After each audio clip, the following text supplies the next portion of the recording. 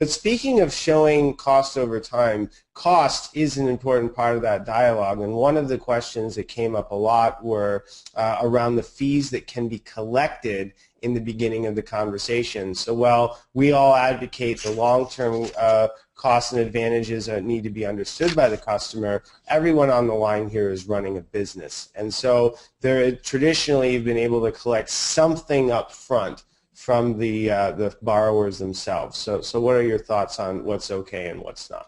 So there is something that they can collect from the borrower themselves up front, and that is a bona fide and reasonable credit report fee if in fact you're going to run credit. But that's it. It ends right there. No fee, no other fee can be imposed on the consumer in connection with that application before that consumer has both received the loan estimate and second, indicated an intent to proceed with the loan that's described in that loan estimate itself. So until that point in time, until you get that indication of an intent to proceed from the borrower, the only thing that you can collect is a bona fide and reasonable credit report fee. Now, you might ask, then what is the intent to proceed? How do we know?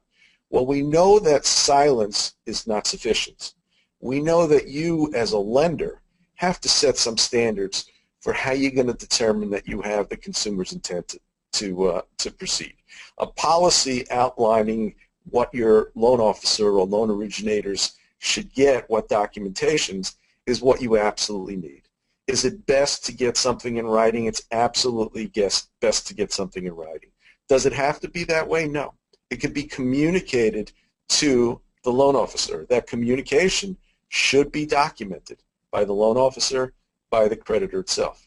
It might be that during the 10-day period of time, you explain to the consumer that, in fact, there's additional information to proceed with this loan transaction. Ask them for that information because you can after the loan estimate is given.